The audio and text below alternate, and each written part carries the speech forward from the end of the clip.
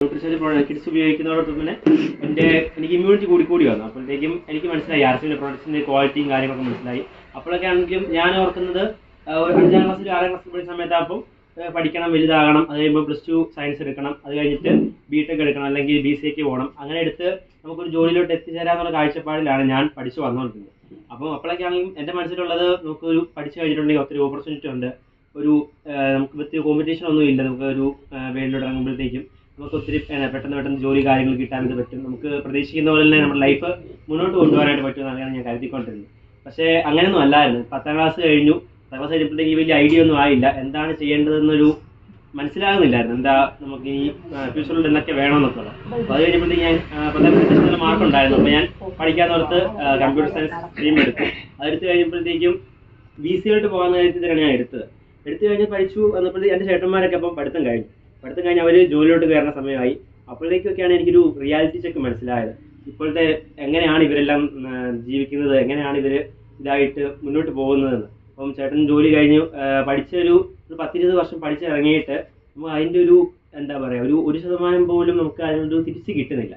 അപ്പം ഇപ്പോൾ എല്ലാവരും അങ്ങനെയാണ്. ഇപ്പോൾ ഓരോ സ്ട്രീം എടുക്കുവാണെങ്കിൽ തന്നെ എല്ലാത്തിലും ഭയങ്കര കോമ്പറ്റീഷനാണ്, എല്ലാ ഫീൽഡിലും ഭയങ്കരമായിട്ടും ഒത്തിരി ആൾക്കാരാണ് വന്ന് ചേരുന്നത്. അപ്പം RCMൻ്റെ സാധ്യത എന്ന് പറയുമ്പോഴത്തേക്കും RCM നമുക്ക് ഇൻഡിപെൻഡൻ്റ് ആയിട്ട് ചെയ്യാനായിട്ട് പറ്റും.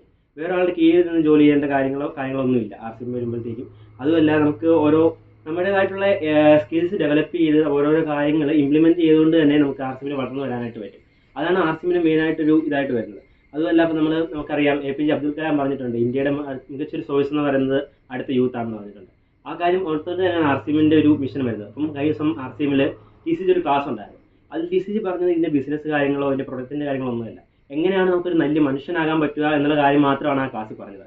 അത് തന്നെയാണ് RCMൽ വന്നിട്ടുണ്ടെങ്കിൽ നമുക്ക് പഠിക്കാനായിട്ട് പറ്റുന്നതും നമുക്ക് ആയി തീരാനായിട്ട് വരുന്നത്. അപ്പം എത്ര വിദ്യാഭ്യാസം ഉണ്ടെന്ന് പറഞ്ഞിട്ടും കാര്യമില്ല. ഇപ്പം നല്ലോണം പഠിക്കുന്ന കുറച്ചാണ് അങ്ങനെയാണെന്ന് പറഞ്ഞിട്ടും കാര്യമില്ല. കാര്യപ്രാപ്തിയും സ്വഭാവം നന്നായി വരിക എന്നുള്ള കാര്യമാണ് മെയിനായിട്ട് നോക്കേണ്ടത്.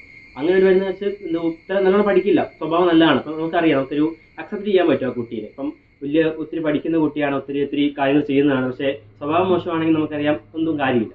അപ്പം RCM വന്നു കഴിയുമ്പോഴത്തേക്കും കുട്ടികളുടെ കാര്യം വരുമ്പോഴത്തേക്കും നമുക്ക് എപ്പോഴും അവയർനെസ് ആയിട്ടാണ് വരുന്നത്. അതായത് ഹെൽത്ത് ആയിട്ടാണെങ്കിലും മെൻ്റലി ആണെങ്കിലും നമുക്ക് ഓരോരോ കാര്യങ്ങളിലും എപ്പോഴും ഒരു അറ്റ്മോസ്ഫിയർ നമുക്ക് കീപ്പ് ചെയ്ത് നിൽക്കാനായിട്ട് പറ്റും.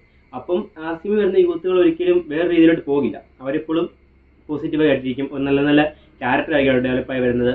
അപ്പോൾ അവർക്ക് നമുക്കറിയാം, ഇപ്പോൾ എല്ലാ കുട്ടികളും പഠിത്തം മാത്രമാണ് പോകുന്നത്. അവധിക്കാലം ആകുമ്പോഴത്തേക്ക് ഒത്തിരി കുട്ടികൾ ഈ സൈഡായിട്ട് എന്തെങ്കിലും ചെയ്ത് ഇൻകത്തിന് വേണ്ടി നമ്മൾ ട്രൈ ചെയ്യാറുണ്ട്. അപ്പോൾ അതൊക്കെ ആയിട്ട് RCM എന്ന് പറയുന്നത് വളരെ മികച്ചൊരു ഓപ്പർച്യൂണിറ്റിയാണ്. നമുക്ക് പറയാം, നമ്മുടെ ഒരു സുഹൃത്ത് വലയുണ്ടല്ലോ, അതിൽ തന്നെ നമുക്ക് ഓരോരുത്തരുണ്ട്. അതായത് ഞാനിപ്പോൾ ആണെങ്കിലും പഠിക്കുന്ന എൻ്റെ ഒരു ഫ്രണ്ട് സർക്കിൾ എന്ന് പറയുമ്പോഴത്തേക്ക് ഒത്തിരി സ്പോർട്സ് റിലേറ്റഡ്, അല്ലാതെ തന്നെ ജിം അങ്ങനെയുള്ള കാര്യങ്ങളൊക്കെ റിലേറ്റ് ചെയ്തിട്ടുള്ള ആൾക്കാരാണ്. അപ്പം നമുക്ക് ഒത്തിരി കാര്യങ്ങൾ അവരിലേക്ക് പറഞ്ഞു കൊടുക്കാനായിട്ട് പറ്റും. ഈ ന്യൂട്രീഷൻ്റെ കാര്യങ്ങളാണെങ്കിലും അതിൻ്റെ എല്ലാ സോഴ്സും നമ്മുടെ കയ്യിലുണ്ട്, RCMലുണ്ട്. RCMൽ ഇപ്പോൾ തന്നെ 4000-ലധികം പ്രൊഡക്റ്റുകളുണ്ട്.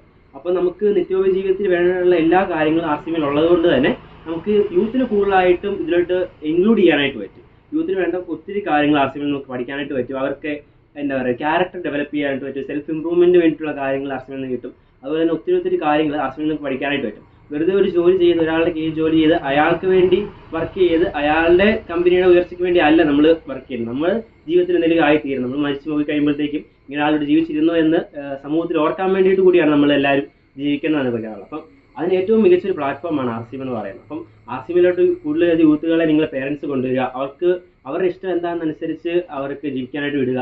അല്ലാണ്ട് നീ ബിടെക്കിൽ എഞ്ചിനീയർ ആകണം അല്ലെങ്കിൽ ഡോക്ടർ ആകണം ഇതിന് ഫോഴ്സ് ചെയ്യാണ്ട് നമ്മുടേതായിട്ടുള്ള അവരുടെ കുട്ടികളുടെ ആഗ്രഹങ്ങളും കൂടി മനസ്സിലാക്കി അവർക്ക് എങ്ങനെയാണ് ജീവിക്കാൻ താല്പര്യമുള്ള ആ രീതിയിലോട്ടൊക്കെ കുട്ടികളെ വിടുക. അതിനായിട്ട് മികച്ചൊരു ഓപ്പർച്യൂണിറ്റിയാണ് RCM എന്ന് പറയുന്നത്. അവരോട് കൂടുതലായിട്ട് കുട്ടികളെ കൊണ്ടുവരിക എന്നാണ് എനിക്ക് പറയാനായിട്ടുള്ളത്. Thank you.